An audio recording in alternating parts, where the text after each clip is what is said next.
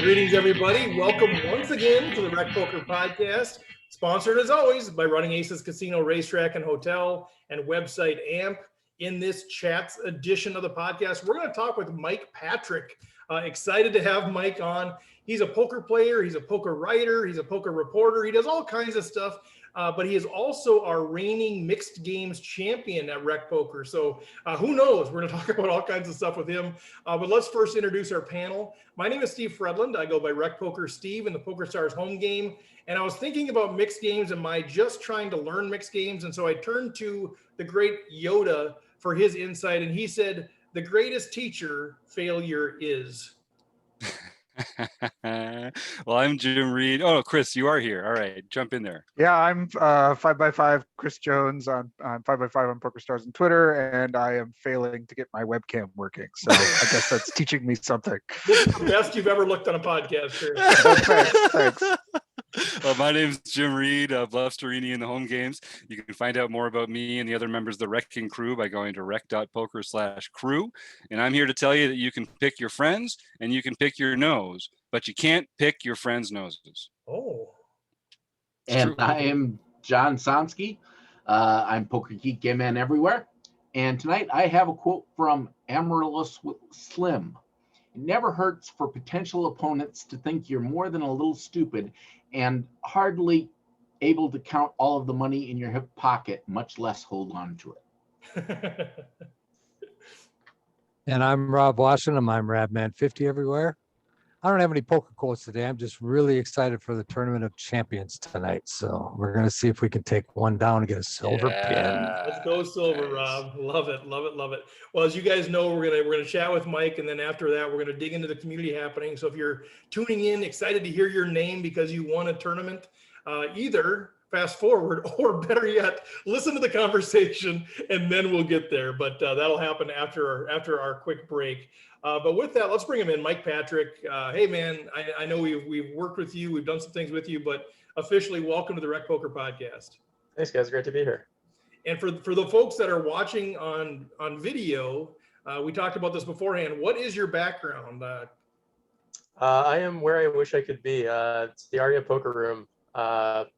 It's been, a year and a half now since I've played any live poker, and I'm missing not just my favorite room, which is the Aria, but any damn poker room in the area. Like Jim knows, in Ontario, we haven't had anything remotely resembling poker since COVID hit, and I've been looking around at like the states in New York, and there's nothing even close. Like we need the border to open up so I can drive 4 hours to Turning Stone because I'm itching to play some live poker. So I can't tell at all that you're itching to play. So you mentioned you are one of our Canadian friends. Kind of, where are you, in Toronto, or whereabout are you located? Yeah, I'm in Toronto. Yeah. Okay. So that where is your normal? What would be your home casino, or what would be where you normally play? Oof. So the casinos in Ontario are kind of a mixed bag of okay and not so great. So for the majority of how long I've been playing poker, I've been driving across the border in Niagara Falls to play on the American side at Seneca Niagara Casino, which is, in my opinion, the best run casino in the area here. The other casinos in Ontario have some good things going for them, but Seneca I consider my home casino. Just I've played there for so long, and they treat me like family there, and I'm missing all those guys there, and hope they're all doing well. And then Turning Stone's about 4 hours away, like I said, and that's just an amazing room. I've always liked playing there, but it's tough to find any mixed games around the area actually. So that's kind of for the home games. Well, it sounds like a road trip is in order once things open up, because we got you, We got Reed, we got McVean, we got all these folks up there in and around Toronto. I know Pet Vet's up in Canada. I'm not sure where. I think all Canadians live in the same place, so it doesn't really matter. But we got to get the road trip up there. A lot of us are Minnesota, man. It's not too far. We got to get up there, but super fun. So tell us a little bit about who you are in the industry. I know you do a few things, and people have heard your name, but for the folks that maybe haven't heard of you or haven't really followed, kind of where are you plugged into the industry? What are some of the things that you're involved with? So I'm flattered that you guys invited me, because honestly, I don't really think of myself much in the industry. Like I've done some stuff for Robbie at Card Player Lifestyle. Like I've written for him for about 2.5 years or so now. I've done some articles for him. I did a bit of stuff for PokerNews Canada before they kind of dissolved. But one thing I'm looking forward to is I'm going to be doing some live reporting for PokerNews in the fall at the World Series, which is going to be amazing. I've been waiting since last year to do that. So, but before that, I was working in the TV industry. I was a producer at the Sports Network, which is like Canada's version of ESPN. And then they went through some stuff and laid some people off, and I was one of those people. So I had to transition my career, and fortunately, working in poker media has been a part of it since then, and it's been a lot of fun.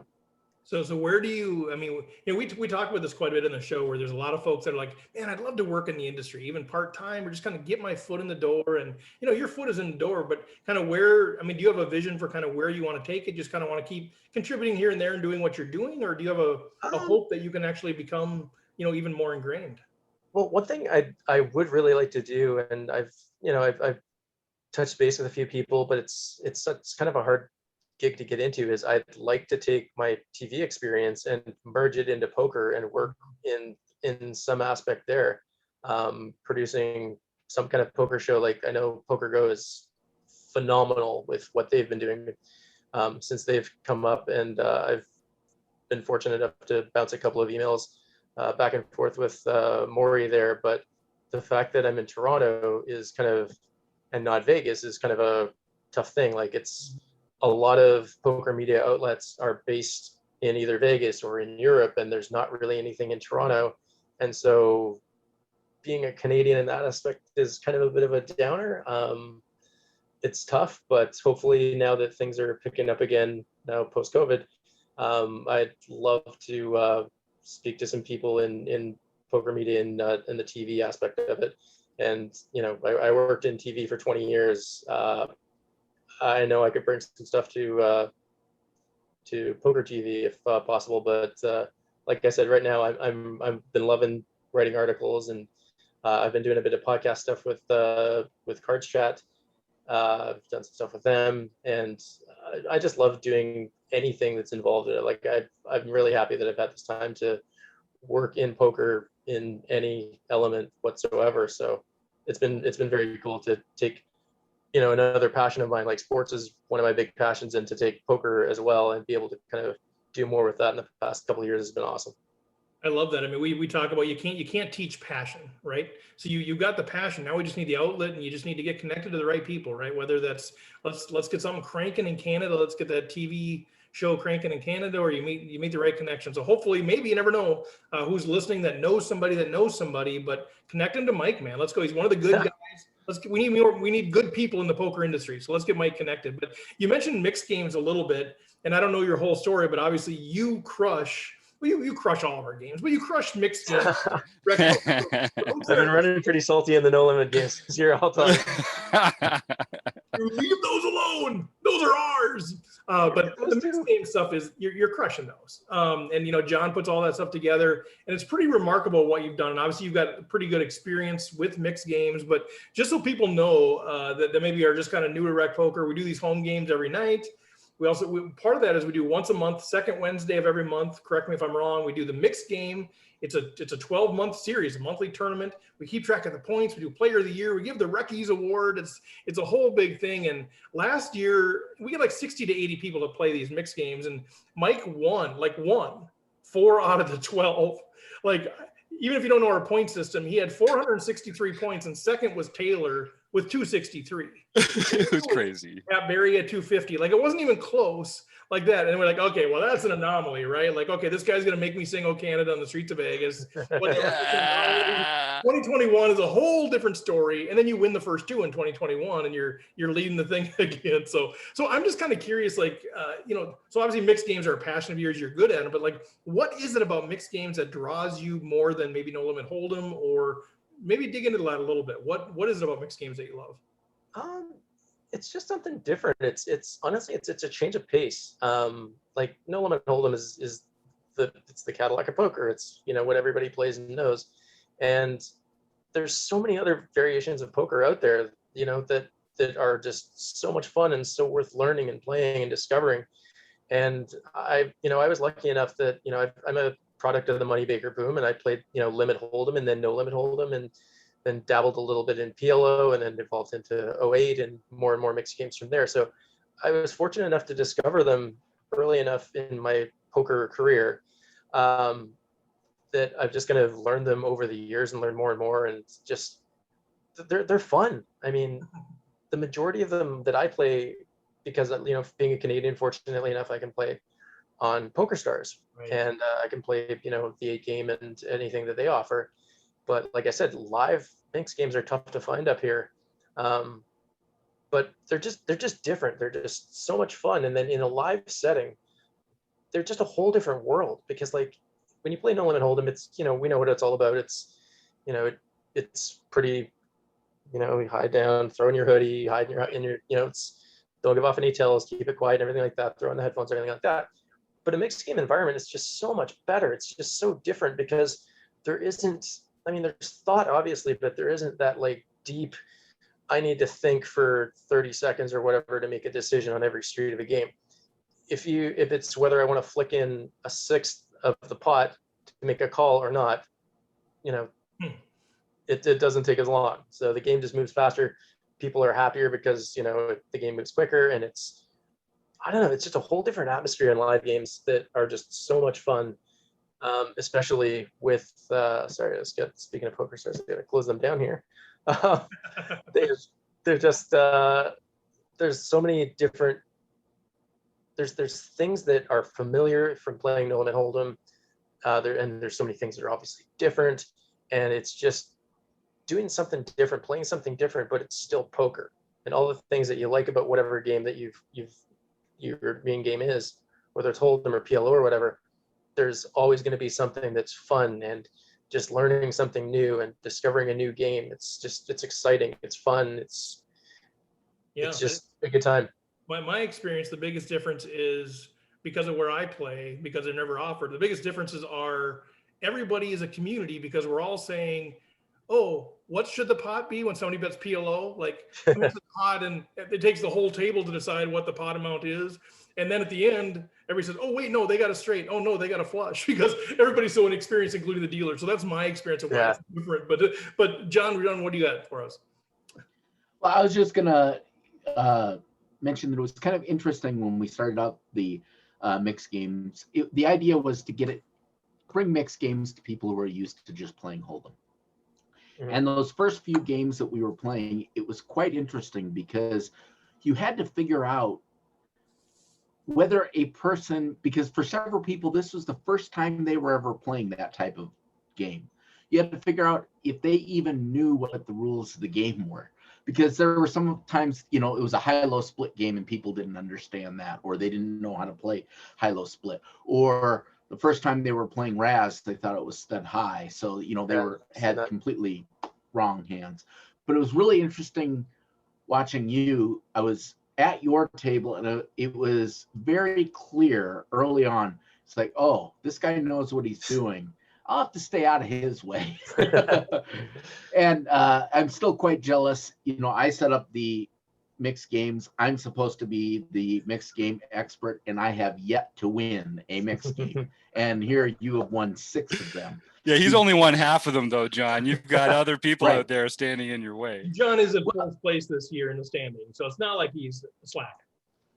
Well, yeah. But anyway, it was really impressive. The first time he didn't manage to win a game this year, he still came in second. Yeah. So first, second to begin the year off. Quite impressive. Thank you.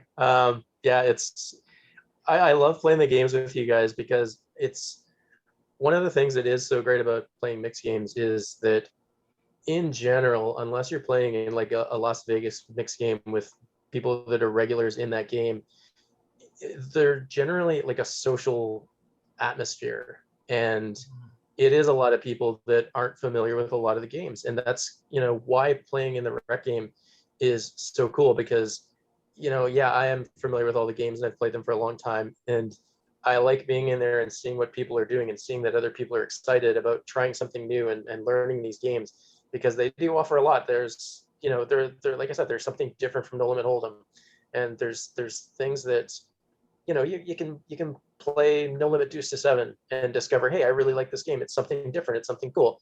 And then you study up on that and you discover something else that you like, and you go, okay, that was kind of cool.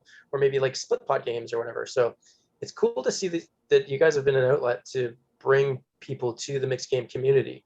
And I would just love to see all these people, come down to Vegas in the summer and see what it's in the fall, I guess, what it's like to be in like low stakes live mixed games, because they're an absolute blast. And the fun that we have on the second Wednesday of every month playing these games and learning them together, it's awesome doing it live. It's a whole different world. It's so great. I bet you would love to see us all come down there. I mean, it'd be so great if you guys all came and played live. Like, wouldn't that Bring your wallets. I've got 4-8. No, let's play 30-60. Let's go. Why stop there? Let's all play $2,000 tournaments. Come on, guys. Let's go. It'd be great to see you guys there. No, I know what you mean. I've come in kicking and screaming because I'm still trying to figure out one game.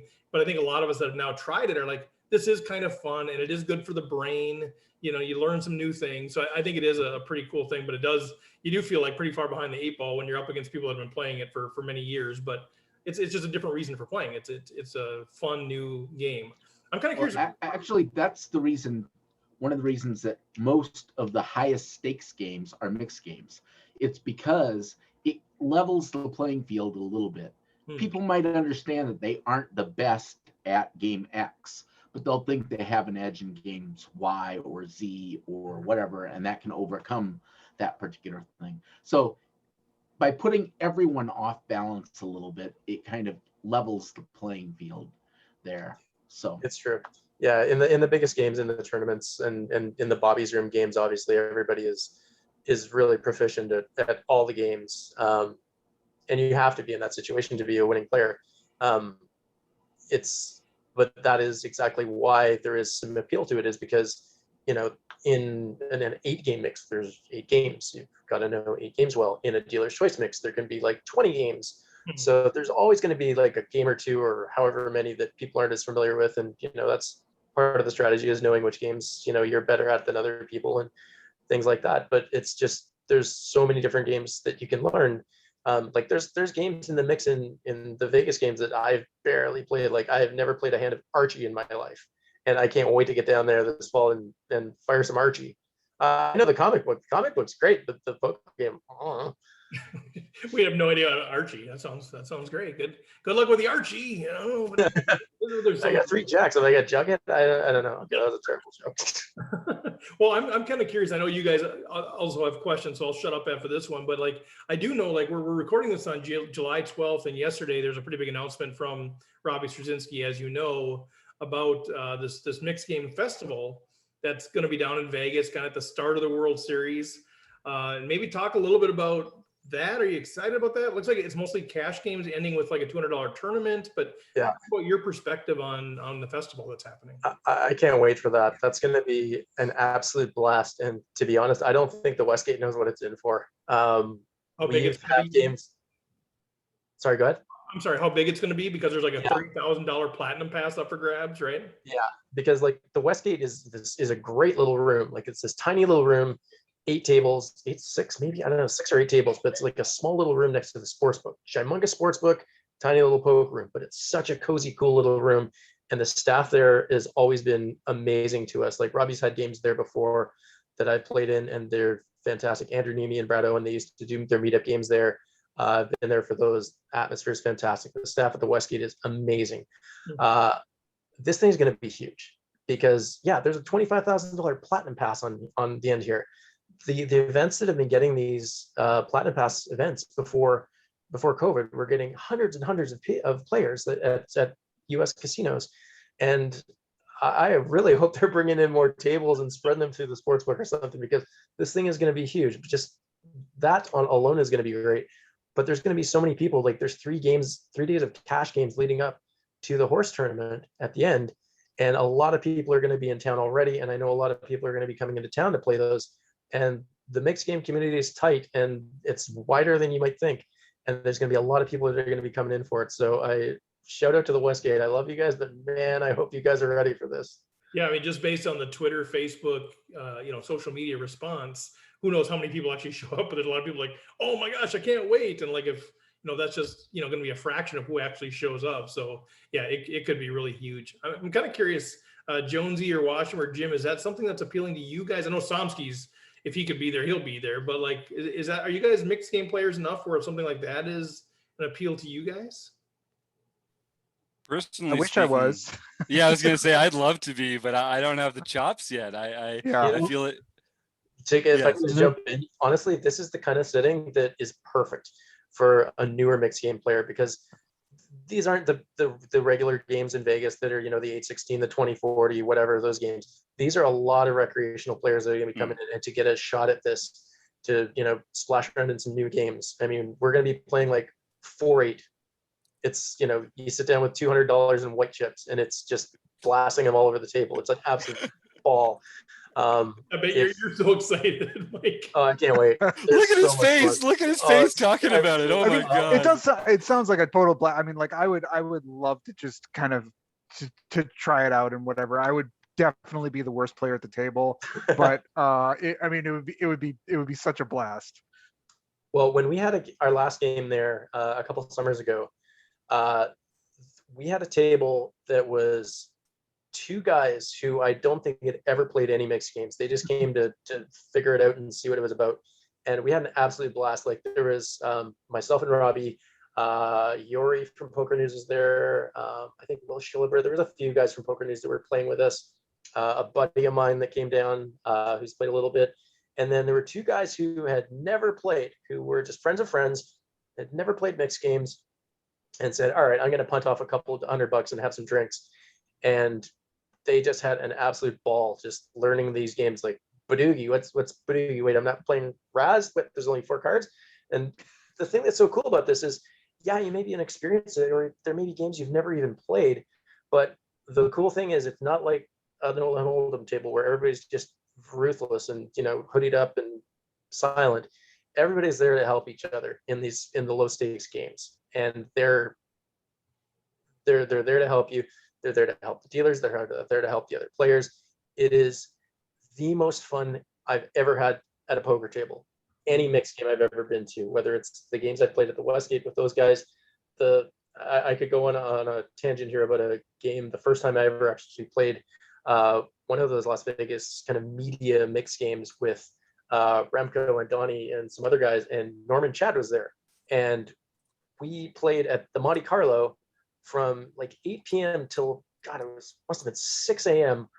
and just playing games that I'd heard of. And then Norman Chad knows every game there is in the world, every banana home game, every ridiculous crazy game. There was games with spits and drawing and all these weird games that I didn't even know. And I was 10 or 20 cocktails deep because we had the best server in the world at that game. And everybody's just having an absolute time of their life. And there were games that so many people didn't know, and it didn't matter because everybody's just there to have fun and to have a great time and punt off a couple $100. Well, it's pretty fun. Like, it tells me a couple things. Either mixed games attract the right kind of people that are good for the community, or mixed games players get it. Like, that's how you build the game, is you are good to people at the table. You teach them, you make them feel good. I think no limit hold'em players to a large degree don't get that. They don't understand. It would be better for you if you were nicer to people at the table, if you're actually trying to grow the game. So I think that's an interesting dynamic with mixed games, and that community thing, I think, is a big thing for a lot of people. I'm curious, Rob, I was curious kind of your perspective on this. Is this something that's attractive to you, or you play mixed games enough that this is something you'd look at? Well, I don't play mixed games enough, but I definitely sounds like a lot of fun. I mean, Mike makes it sound like that's the best place to be It is. at that time of the day, at that time of the series, whatever. So it sounds like I might have to pay a visit to the Westgate while I'm up there. Yeah, well, you're close there now, right? You're not too far away. Oh yeah, right. Yeah, we'll be living in Arizona, Bullhead City, right across the river from Laughlin. So I'll only be an hour and a half from Vegas. There it is.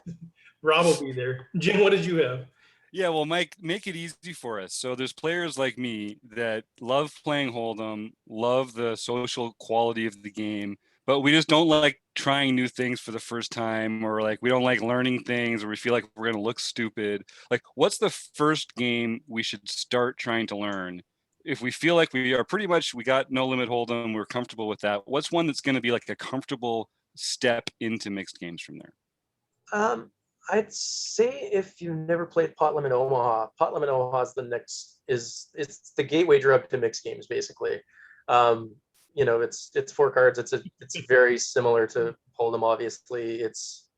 But still different enough that there's new strategies and different things to think about.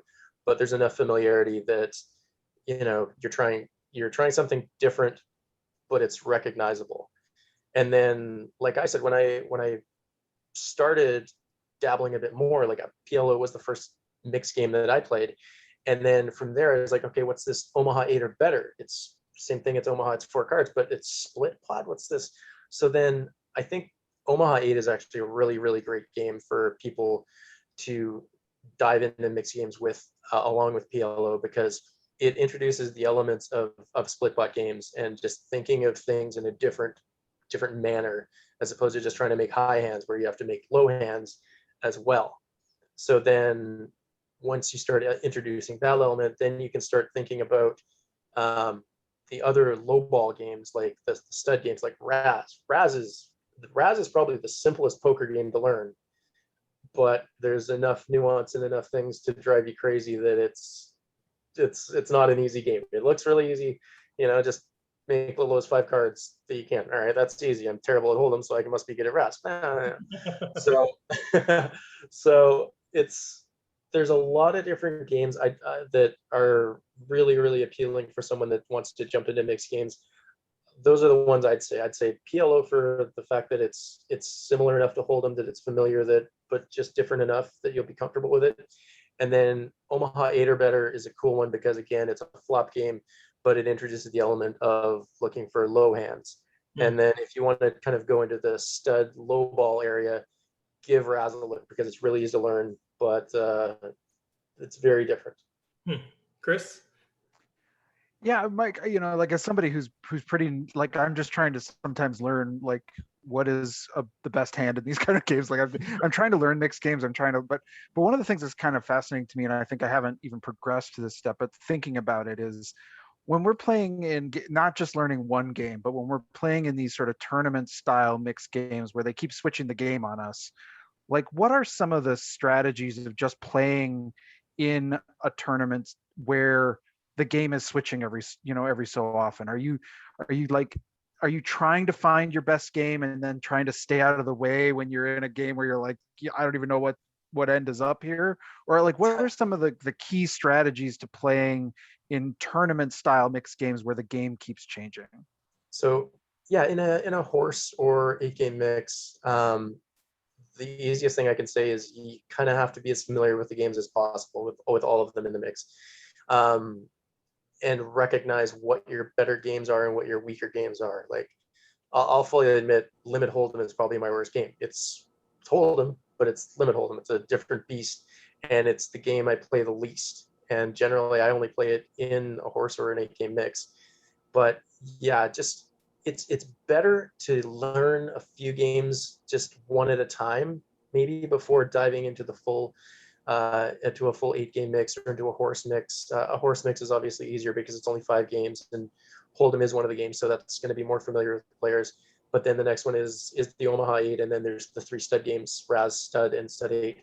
So there's more games to learn, but it's best before maybe you jump into a full mix of games like that to get familiar, get comfortable with at least 2 or 3 of the games, and then get more familiar as you go along.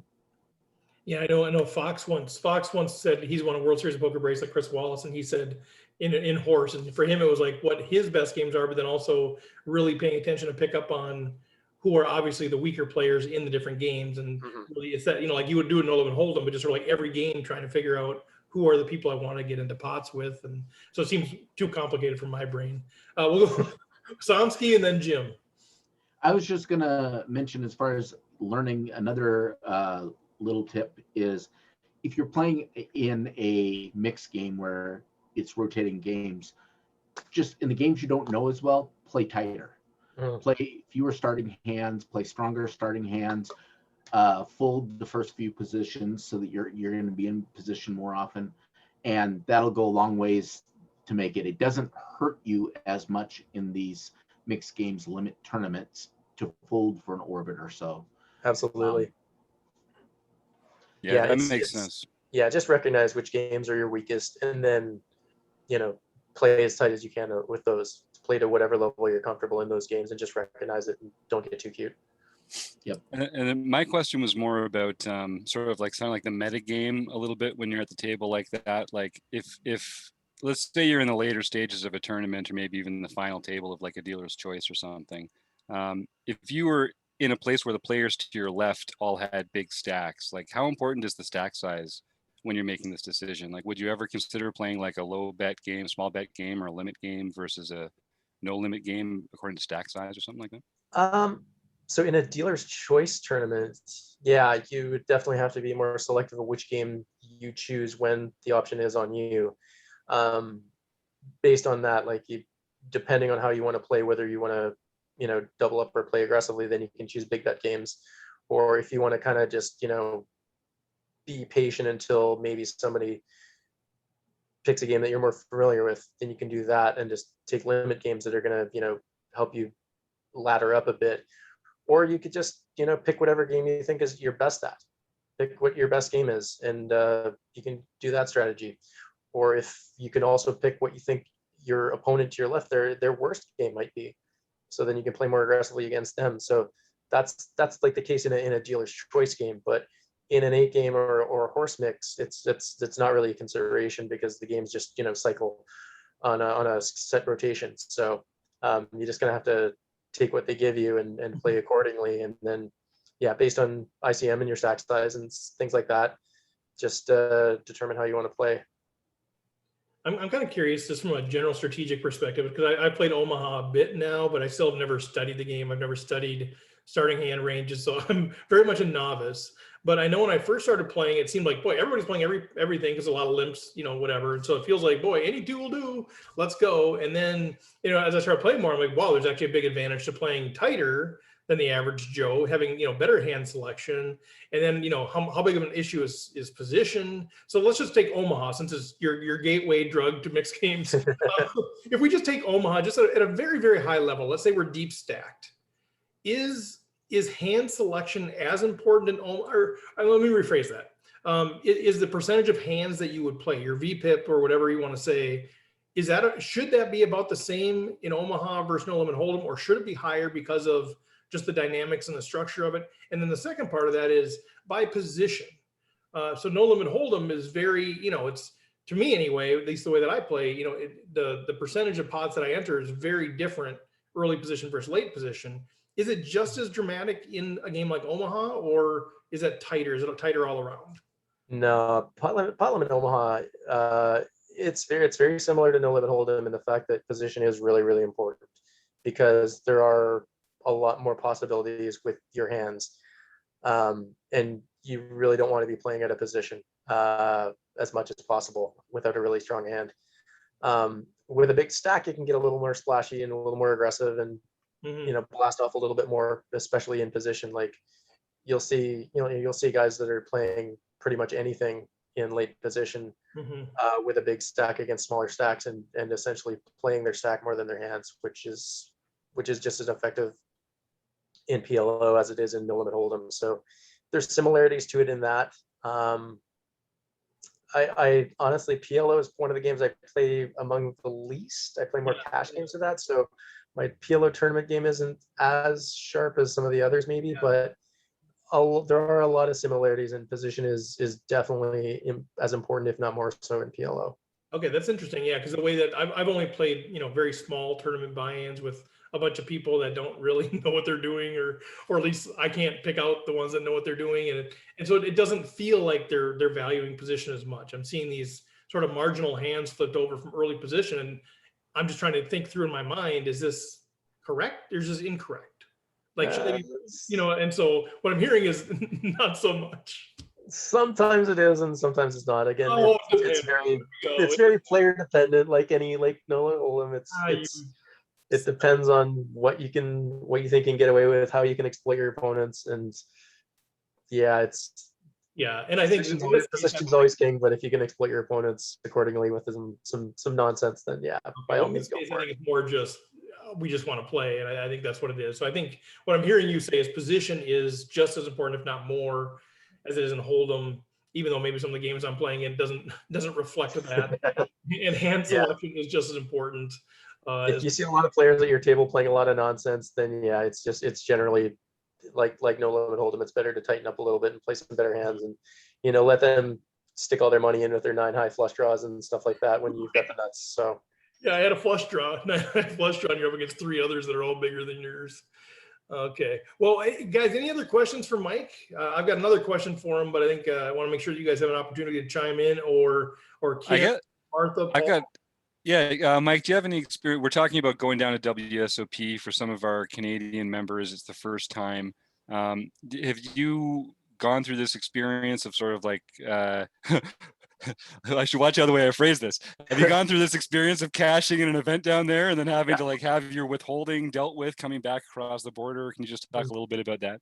Yeah, sure. So I've cashed a couple of times down there, and the line is $5,000. So if you make $5,000 or less, you don't have to worry about paying taxes or getting that. You just get your lump of cash, your check or whatever, and you're good. But once you cross $5,000, then they take off the withholding, which I believe is 35%, but don't quote me on that.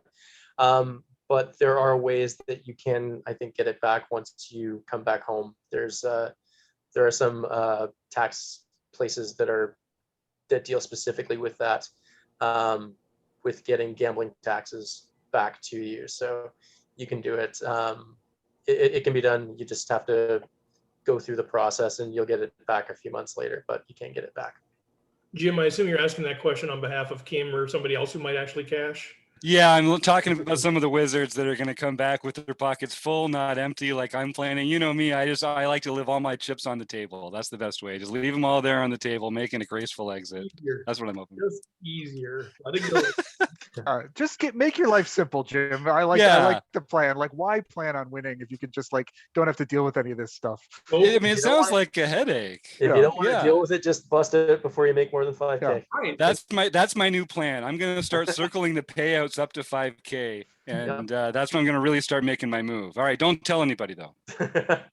So Mike, I'm curious. So now, if you're going to be doing some of the poker reporting for PokerNews and but also wanting to play, have you thought about your schedule for the WSOP, or is it all still kind of we got to see how it's going to play out here?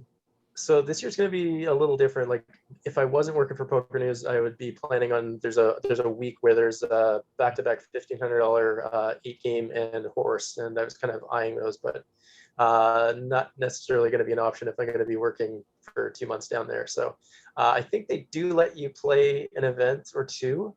So I might still be able to squeeze that in if I can make a deep run and they'll give me 3 days off in a row. That'd be cool. Mm-hmm. But for now, I'm tentatively planning on playing the casino employees event because I'll be a casino employee. So I've never played that one before. So why not?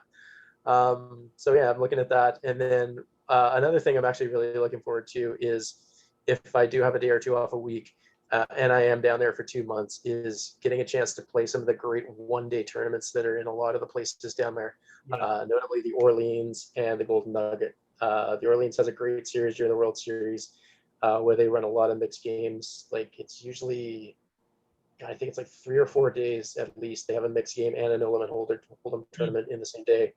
And then the Golden Nuggets Grand Series is amazing. It is so great for lower buy-ins and newer players to playing mixed games, and they have plenty of no limit hold'em tournaments as well that all run in buy-ins.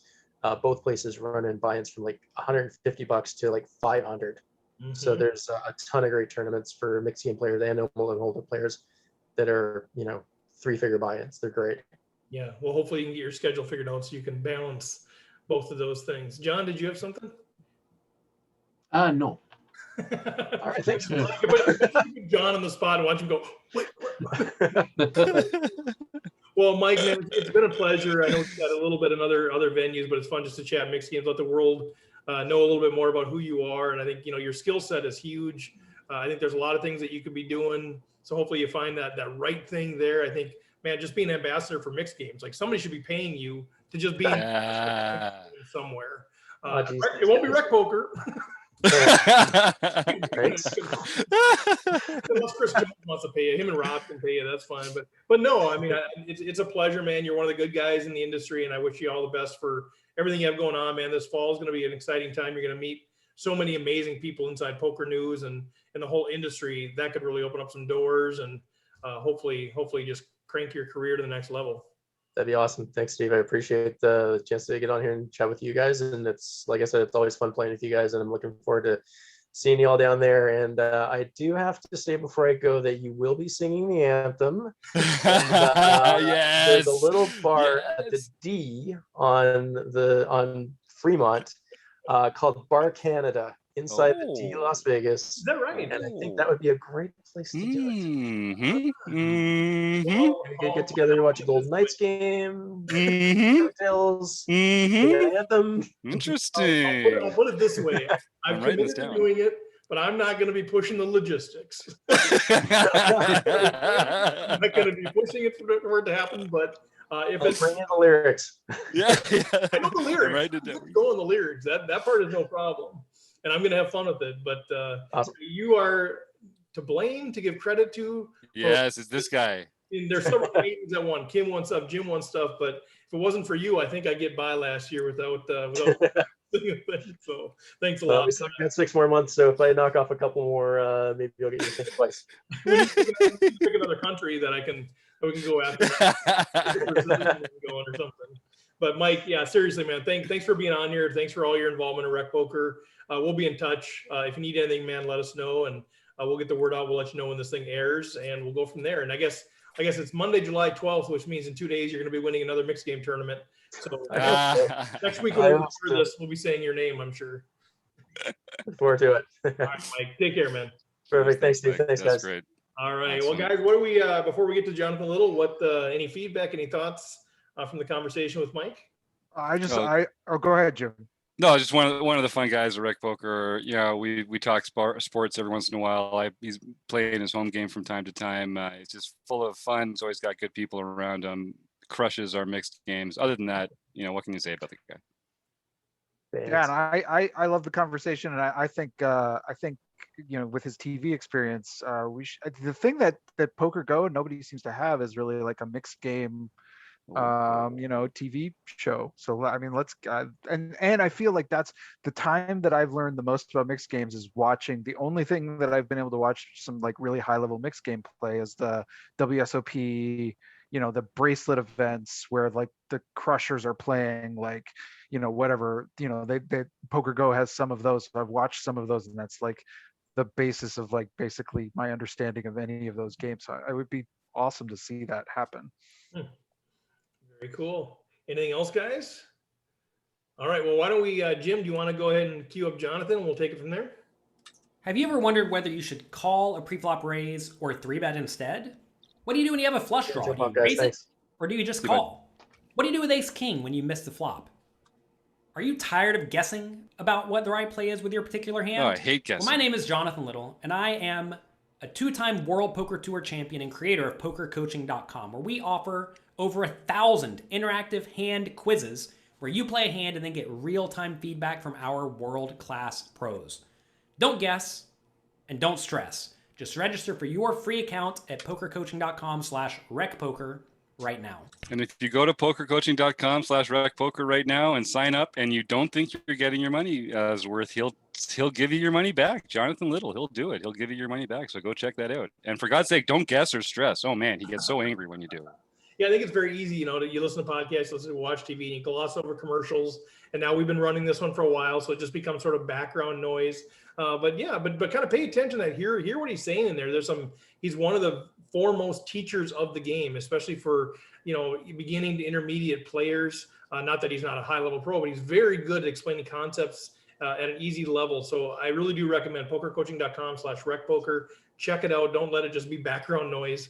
Maybe today, just kind of go check it out, peruse the website, see what's out there. Before we get into the home games, just one real quick announcement I want to make is that we have been invited to do the Run Good Poker Series down in Florida.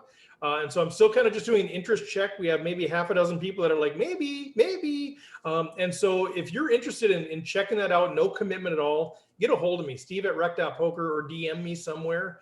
And let's talk about it. It's August 23rd through the 29th.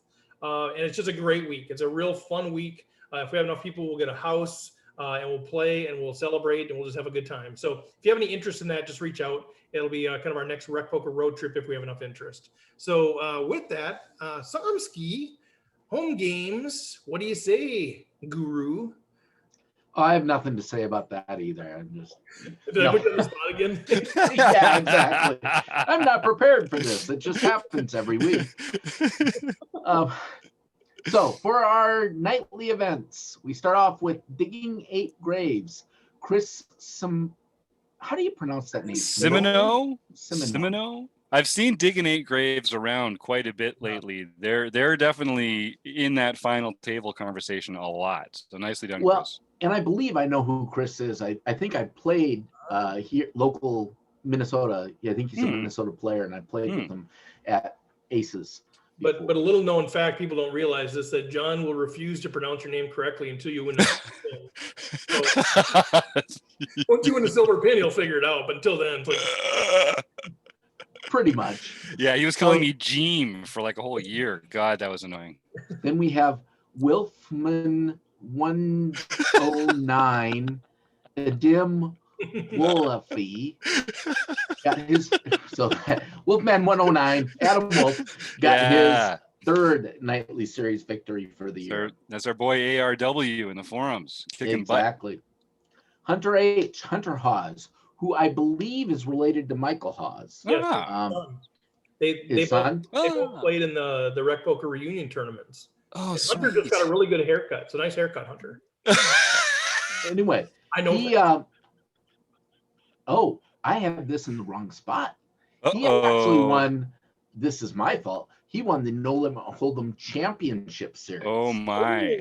So he punched a ticket to the final end of year championship finale. Yep. That's what you're saying. The good thing is nobody knew that you had it in the wrong spot. Because nobody sees the PowerPoint. Well, except for what's supposed to happen is that was supposed to be the premier thing that was, the most important. Yes, I see. I buried the lead is what I'm saying. So anyway, no offense, Hunter. Got that.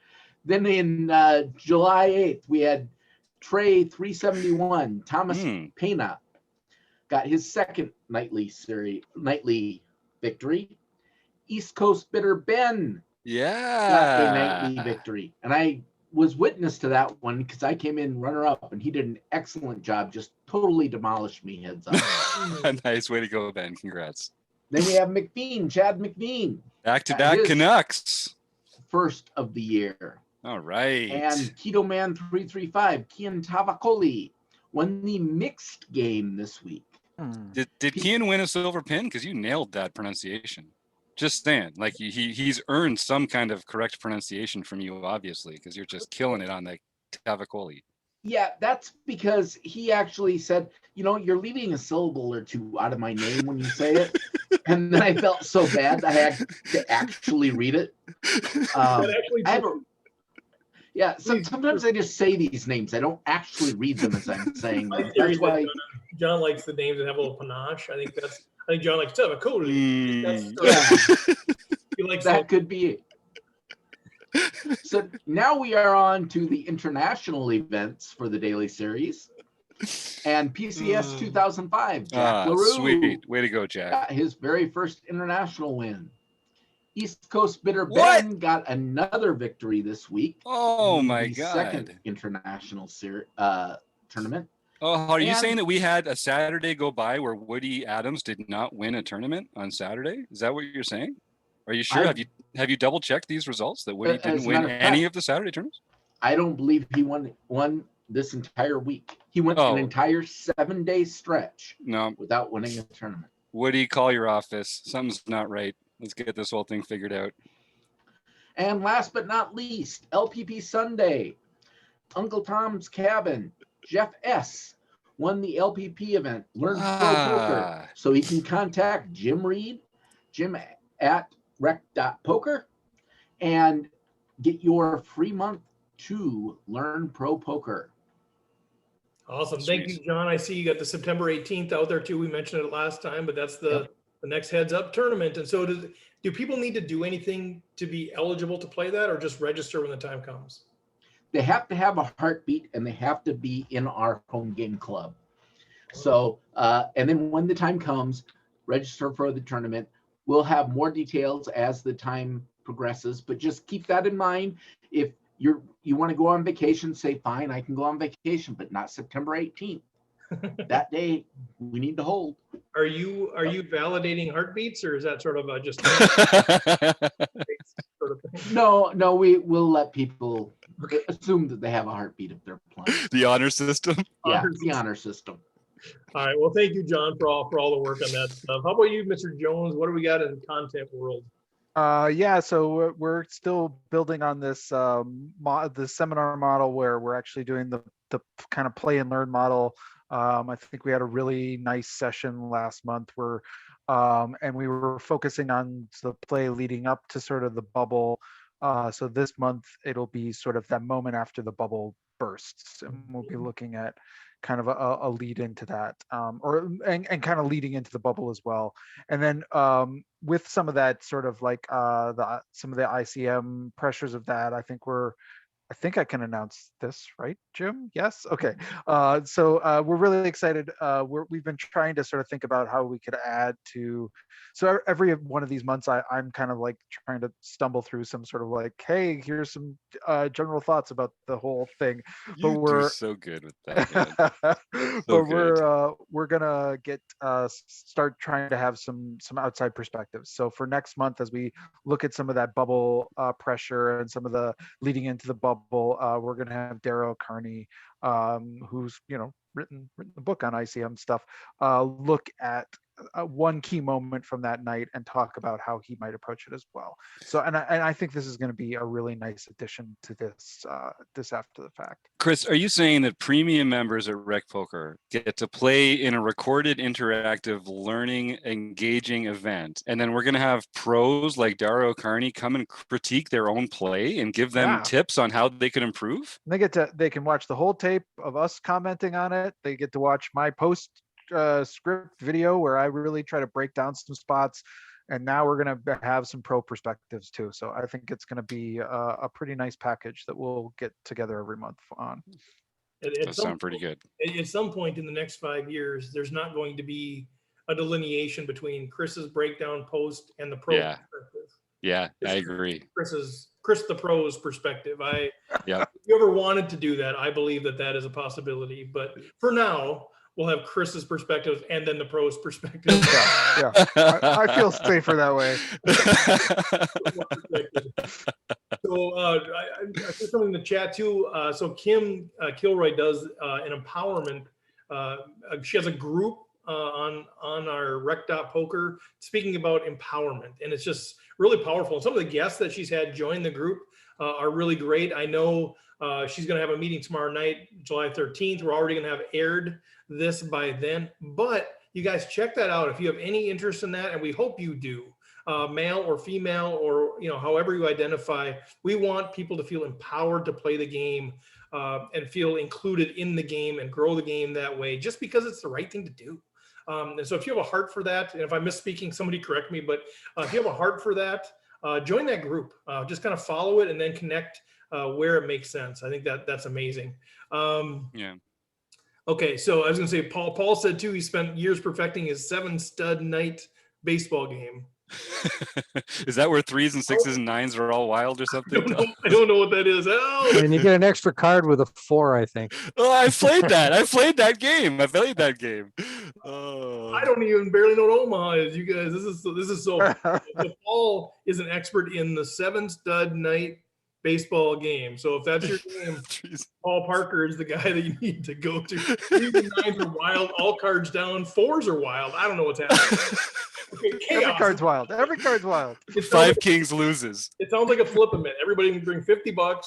Let's just flip our Pregnant threes. few wins, and then we'll just watch TV. Rob, how about you, man? What's going on book study world with Michael Acevedo? Well, unfortunately, we had to miss the first session in July. I think I had a sorry, very poor internet. the first time you've ever canceled a book study in all of the many, many, many months you've been doing it. So I think we'll give you a month off. Gee, thanks. I had a very poor internet connection, so it wasn't going to be doable. I didn't want to have me go down and up and down and up and down through the whole thing. So not very productive. So anyway, when you next hear this podcast, it'll be the following day, will be the second or the third Wednesday of July. And I believe that is the 21st. Yep. We will be continuing with the Modern Poker Theory by Michael Acevedo. We'll be talking about pre-flop ranges in an MTT. So we're going to be going through all the different positions. These are all solver-based GTO solutions for pre-flop ranges. So it's very, like it says, modern poker theory. This is the theory of poker. It's not telling you how to exploit people. It's telling you this is what the theory says is the best way to do it. And then it's up to you to take that and look at what your opponents are doing and see how you can exploit them versus that GTO range. So it's going to be, again, we're going to be diving way into it. Probably be some rabbit holes we're going to dive into. We'll be lucky to find our way out of those rabbit holes and back into the life of the living, but we will do our best. And if you normally are just a podcast listener, these are the moments that watching the video is worth it, because Rob just light up because we're going to be into it and we're going to go on rabbit trails. He's not like, oh yeah, it's going to take forever. He's like, oh, I love seeing you light up about this stuff. It's awesome. Well, and you know, one of the things about this chapter of the book study that we're going to be looking into in particular, I was doing a study group just last week where we're going through one of our premium members' database reviews of their Poker Tracker 4 stuff. And they'd sent in a little over 65,000 hands that we were looking at. And when we filtered for facing pre-flop action, a little over 50,000 of those hands were hands where either no one had opened in front of you or one person had opened in front of you. And so almost all the hands you play in poker are going to be ones where you get a chance to open or someone else has opened once in front of you. And so knowing your opening ranges by position, knowing your 3-betting ranges by position, that's going to come up so often that it's really, really valuable for you to be working on, because it's not some esoteric every once in a while this is going to come up kind of principle. This is really the bread and butter of poker. So it's a great way to get involved with this book study that we're doing.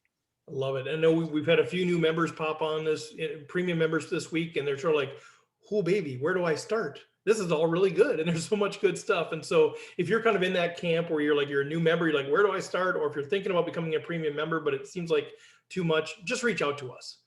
We will figure out where you're at in your game, what you need to do, what your learning style is, and we'll just tell you, go to the book study or watch the seminars or do this. And you know, we will make it easy for you. The idea is to give enough choice so that everybody can find what they need for their level of skill, for their learning style. And so don't be overwhelmed. What is Jonathan? Don't sweat or whatever. Just, you know, we need a little saying like that, but don't sweat it. Just call us. But that's the thing. So you can actually go to rec.poker. You can check it out. Premium membership, use the code RECPOKER. You get $10 off your first payment, which basically means for $15 a month, you take $10 off. You can try it for $5. So, and you can hang out with people like Rob and Chris and John and Jim and Taylor and Andrew and all these really cool people. Not me. I won't be there because I'm not cool enough. They don't let me. All these cool people will be there. Kim will be there.